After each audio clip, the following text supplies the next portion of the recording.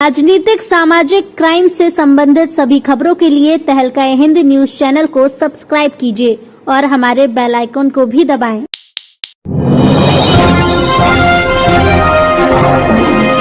मुरादाबाद जनपद के Prince road स्थित अंसार इंटर कॉलेज के सामने हैंडीक्राफ्ट डेवलपमेंट सोसाइटी के अध्यक्ष नुमान मंसूरी के निवास स्थान पहुंचे विशेष गुप्ता और इस मौके पर नुमान मंसूरी साथियों ने उनका स्वागत किया। 21 अक्टूबर 2021 को देर रात गए सद्भावना और भाईचारे धर्म के नाम पर भ्रम फैलाकर दूरी पैदा करने वालों को मुंहतोड़ जवाब दिया। सीधे तौर पर सभी धर्म के लोगों को एक दूसरे के विचार समझने की बात की गई। इस संबंध में एक विचार गोष्ठी का आयोजन किया गया जिसमें धर्म जाति नीच से ऊपर उठकर वार्ता की गई। इस मौके पर बच्चों के लिए भी विचार किया गया जिनके माँ बाप नहीं है, बच्चों की देखभाल नहीं कर सकते, गरीब हालात के माँ बाप ऐसे बच्चों को किस तरीके से शिक्षा प्रदान करें और सरकारी योजनाओं का लाभ दिलाएं, इस पर वार्ता की गई। इस मौके पर उन्होंने कहा कि विशेष गुप्ता जो कि उत्तर प्रदेश के अध्यक्ष हैं संरक्षण आयोग में, उन्होंने कहा कि सदियों से हिंदुस्तान में गंगा जमनी तहजीब चली आ रही है।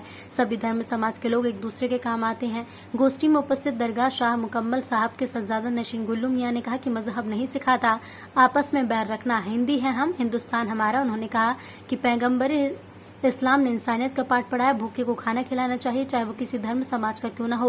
बुजुर्गों को आगे आकर युवाओं को समझना होगा और युवाओं को आगे आना होगा, तभी देश का उद्धार संभव है। गोष्ठी में मुख्य रूप से हाजी जमील आदि मौजूद रहे। सर, आप ये तशरीफ लाए नुमान मंसूरी साहब के यहाँ, आपसे दो क्वेश्चन करना चाहता हूँ। एक तो बच्चों के लिए कोई गवर्नमेंट की नई स्कीम, और दूसरी बात समाज सेवा धर्म समाज जाति को छोड़कर किस तरीके से की जाए, युवा उसको क्या कहना चाहेंगे, क्योंकि आप प्रोफेसर हैं।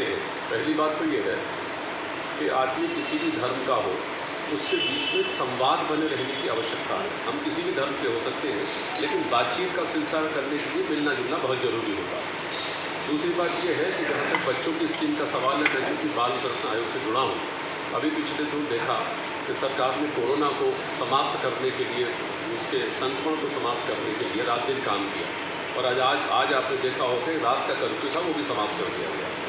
इससे पहले आपने देखा होगा कितने तमाम लोग कोरोना में आहत हुए, उनकी मृत्यु भी हुई, उनको सबको श्रद्धांजलि भी हमारी है। और तमाम कोरोना वॉरियर्स हमारे बिना सिख जैन मुस्लिम हिंदू के जाने सब लोगों ने सबकी मेहनत की, वो चाहे बाहर से लोग आए, चाहे प्रवासी श्रमिक आए, और जो समाज के लोगों को ठीक करने के लिए काम किया, भूखों को भोजन दिया, जगह जगह रसोई लगाई। तो ऐसे में स्कीम मुख्यमंत्री जी की बाल सेवा योजना करके अभी आई है, और वो सेवा योजना ये बताती है कि मार्च 2020 के बाद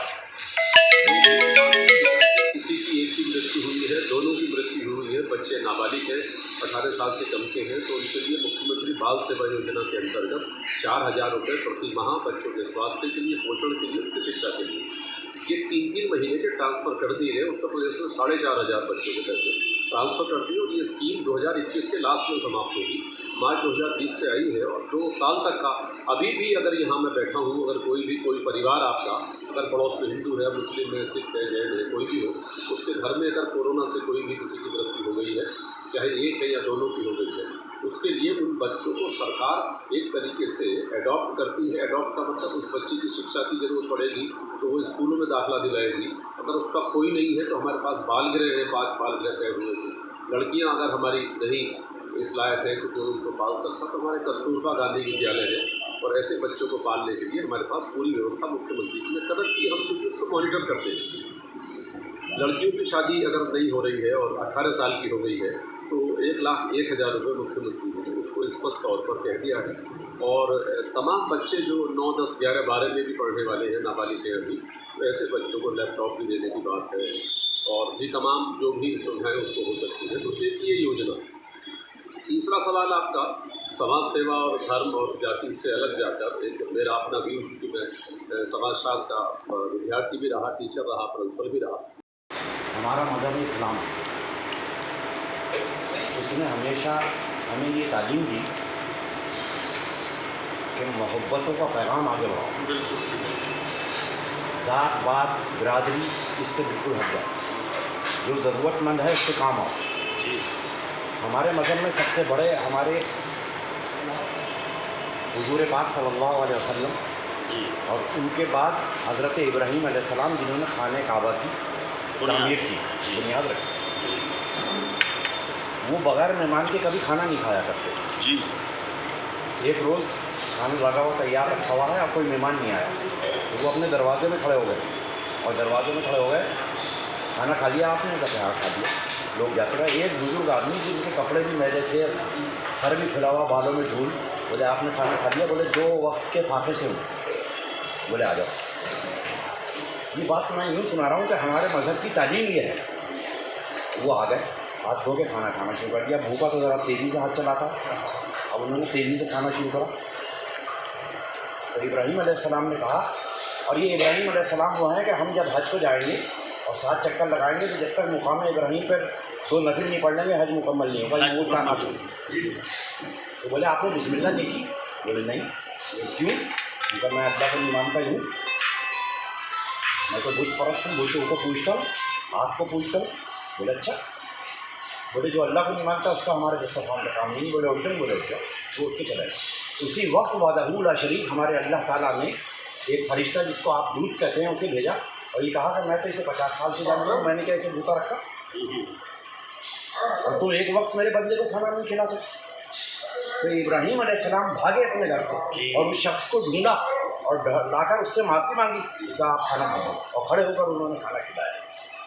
तो हमारा मज़हब हमें ये तालीम देता है। मज़हब कोई भी हो उसके कुछ कॉमन फैक्टर्स, अल्लाह हो, राम रहीम हो, भगवान हो, राम हो। मुझे नहीं लगता कि किसी ने कोई ऐसी बात कही है जो धरती पे आने के बाद जो तफरकेबाजी है, तफरकेबाजी की बात किसी ने नहीं की, मुझे नहीं लगती। उसका मतलब ये कहीं ना कहीं जो सीख दी जा रही है वो चाहे स्कूलों में हो, घरे में हो, ये उनकी जिम्मेदारी बनती है।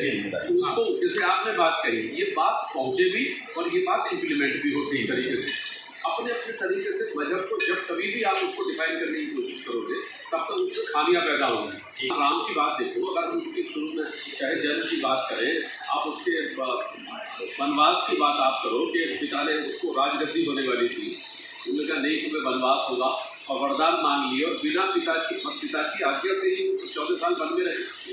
ये त्याग है परिवार के लिए, जिससे परिवार जुड़ा रहे और पिता की आज्ञा को हमें चलना है। इसलिए तो मुझे लगता है कि इसमें कोई बुराई नहीं है। तो सारी चीज़ें मुझे लगता है कि हम सभी की जिम्मेदारी। राजनीतिक सामाजिक क्राइम से संबंधित सभी खबरों के लिए तहलका हिंद न्यूज चैनल को सब्सक्राइब कीजिए और हमारे बेल आइकन को भी दबाएं।